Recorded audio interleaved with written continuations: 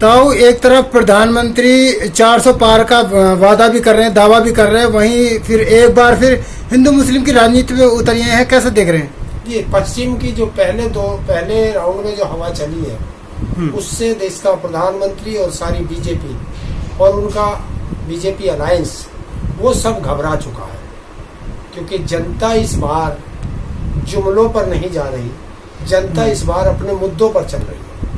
और देश की जनता को सबसे बड़ा खतरा जो इस देश में हुआ है वो ये हुआ है कि जो हमारे अधिकार है, संवैधानिक अधिकार है, जो हमें संविधान ने दिए है, ये सरकार नरेंद्र मोदी सरकार उसे बदलने जा रही है। ये जनता के अंदर एक बात गई है और उससे देश की जनता एक साथ आई। मोदी जी को घबराहट हो गई है कि जो SC ST OBC वाले जो वोटर था बीजेपी का, वो अब समझ गया कि हम तो कहीं धोखेबाज के साथ थे, तो वो वोट इकट्ठा ना हो जाए, तो उन वोटों में ध्रुवीकरण करने के लिए, उन्हें धर्म में उलझाने के लिए ये हिंदू मुस्लिम का कार्ड उन्होंने खेलना शुरू किया। मोदी जी तो कह रहे हैं अब जो हिंदू महिलाएं हैं उनके मंगलसूत्र और गहने बेचकर वो मुसलमानों को देने जा रही है कांग्रेस।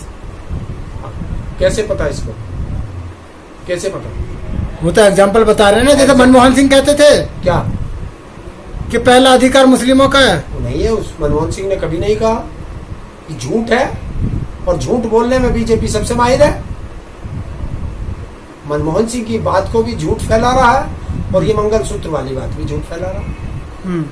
ये झूठ है ताकि देश की जनता का ध्यान इस देश के मुद्दों से, अपनी समस्याओं से हट जाए, क्योंकि देश की जनता इस बार जो चुनाव लड़ रही है वो देश की जनता लड़ रही है और अपने मुद्दों पर लड़ रही है, और उसी से नरेंद्र मोदी घबरा रहे हैं, क्योंकि नरेंद्र मोदी 4 जून को वापस गुजरात जा रहे हैं।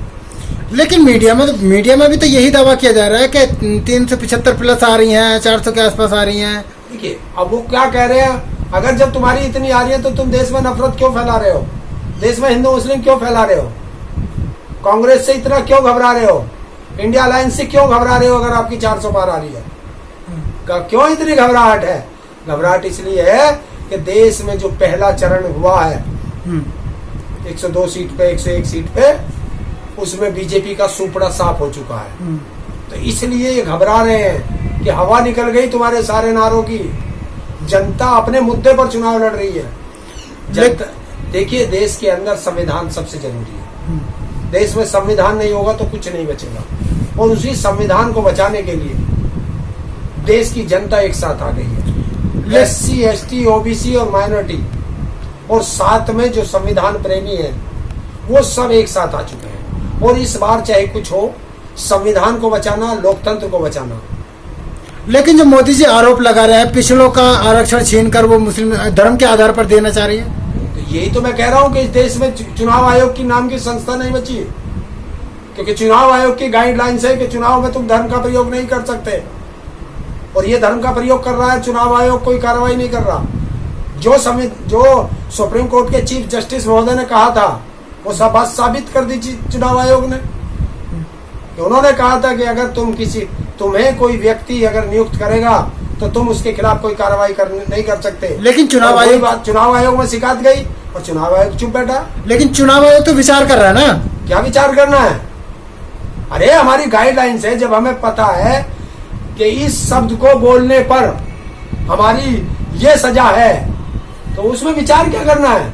उस शब्द भूल गया, वीडियो सामने आ गई, शिकायत आ गई, तो तुम अब भी कार्रवाई करने पे विचार करोगे। 6 दिन विचार करोगे तो चुनाव निकल जाएगा, फिर क्या कार्रवाई करोगे? फिर तुम्हारे हाथ में कोई पावर ही नहीं रहेगी। क्या लग रहा है कि चुनाव आयोग कार्रवाई नहीं करेगा मोदी जी के खिलाफ? नहीं करेगा। देखिए गुलाम अपने मालिक के खिलाफ कुछ नहीं बोल सकता, और देश का जो चुनाव आयोग है वो आज की तारीख में चुनाव आयोग नहीं, गुलाम आयोग है, और गुलाम अपने मालिक के खिलाफ नहीं बोलता। क्या लग रहा है आपको अब तक चुनाव आयोग को एक्शन ले लेना चाहिए था? उसी समय एक्शन ले लेना चाहिए था, और परमानेंट इस पे बोलने पे पाबंदी लग जानी चाहिए थी, रैली करने पे पाबंदी लग जानी चाहिए थी, क्योंकि देश चुनाव है, चुनाव भाईचारे का है, लोकतंत्र का पर्व है, और तुम पर्व में नफरत फैला रहे हो। अरे जनता है, आपको पसंद करेगी, आप प्रधानमंत्री बनेंगे, किसी दूसरे को पसंद करेगी, वो प्रधानमंत्री बनेगा। ये थोड़ा ही है कि तुम नफरत फैलाओ, सत्ता के लिए तुम नफरत फैलाओ, तो जो आदमी सत्ता के लिए नफरत फैलाएगा वो इस देश में अब प्रधानमंत्री नहीं बनेगा। तो क्या जितनी बातें आप नकार रहे हैं, क्या सारी झूठ बोलेंगे मोदी जी ने? अरे एक भी बात, कभी सच बोलता है क्या देश का प्रधानमंत्री? नरेंद्र मोदी कभी झूठ नहीं, वो सच नहीं बोलता, हमेशा झूठ ही बोलता है। आप देखो ना, देश को कहा गया कि 15 करोड़ रुपए दी जाए, वो 15 लाख रुपए हर व्यक्ति के खाते में जाएंगे, ये जुमला हो गया। 2 करोड़ देश के युवाओं को हर साल रोजगार दिए जाएंगे, ये जुमला हो गया। किसान की आय 2022 तक दुगनी कर देंगे, ये जुमला हो गया। हर परिवार के सर पर छत होगी, ये जुमला हो गया। महिलाओं का सम्मान होगा, अपमान हो रहा है, ये जुमला हो गया। कोई एक बात तो बताओ ना। आप क्या कर रहे हो? आप उद्योगपतियों का कर्जा माफ कर रहे हो। इस जब से नरेंद्र मोदी बना है देश का प्रधानमंत्री 2014 से, और 2024 में आप खड़े हो, अब तक 1 लाख से ज्यादा देश का किसान आत्महत्या कर चुका है कर्जे में दब के। अच्छा, फिर बीजेपी के लिए, बीजेपी की नजरों में पहला अधिकार किसका है?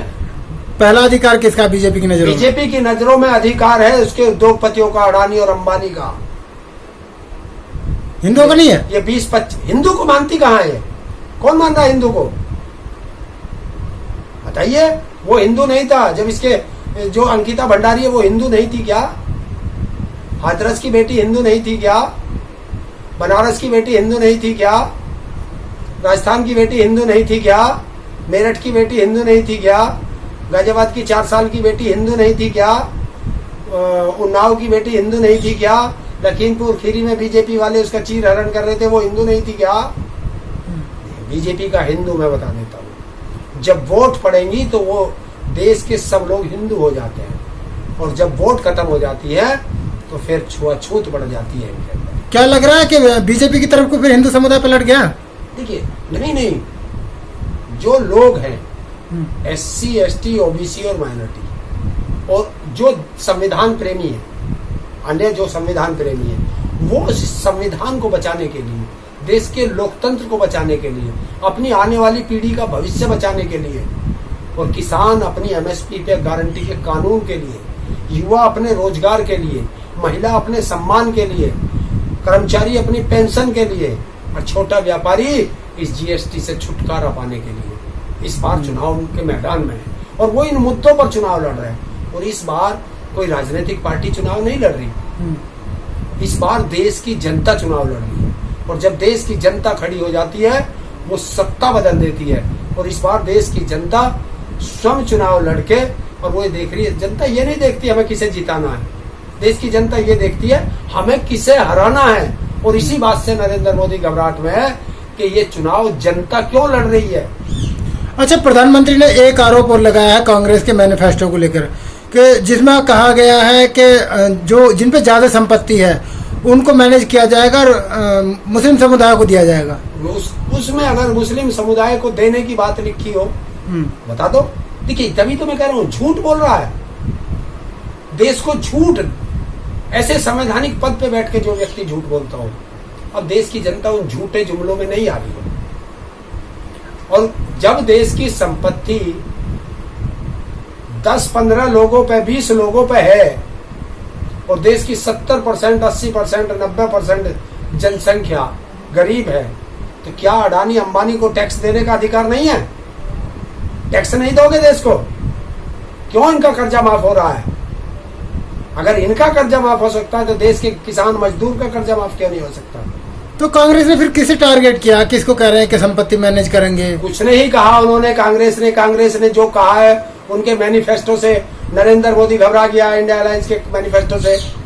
उसमें जो ये कहा गया है कि देश के किसान को MSP पे गारंटी का कानून दिया जाएगा, उसमें ये कहा गया है कि देश के गरीब परिवार की हर परिवार की एक महिला को 1 लाख रुपए साल, यानी 8,500 रुपए पर मंथ दिया जाएगा। उससे ये घबरा रहे हैं कि गरीबों को क्यों बांट रहे हैं, गरीब खड़े हो जाएंगे, गरीब महिलाएं जो हैं वो अपना घर चलाने लगेंगी, उस पर 4 पैसे बच जाएंगे।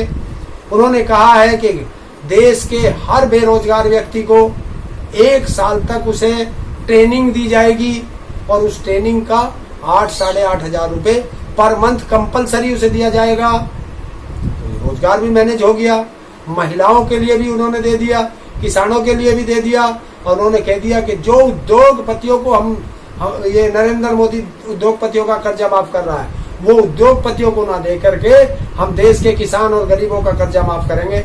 इससे वो घबरा गया कि गए तो सारे जो वोट बैंक था ये तो कांग्रेस की तरफ चला जाएगा, मेरे पास क्या बचेगा।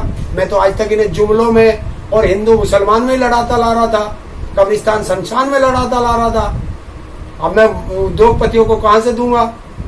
तो ये इससे घबराहट है उसे, और इसी घबराहट के अंदर देश की जनता खड़ी हो चुकी है। आखिर में जिस तरीके से बयान आ रहे हैं, क्या संदेश देना चाहेंगे, क्योंकि जनता आपको सुनती है देश की जनता से एक ही अपील है कि ये देश का शायद आखिरी चुनाव ना हो जाए, उसे बचाने के लिए, देश के संविधान को बचाने के लिए, देश के लोकतंत्र को बचाने के लिए, अपनी आने वाली पीढ़ी के भविष्य को बचाने के लिए आप जो है इंडिया गठबंधन को वोट दें।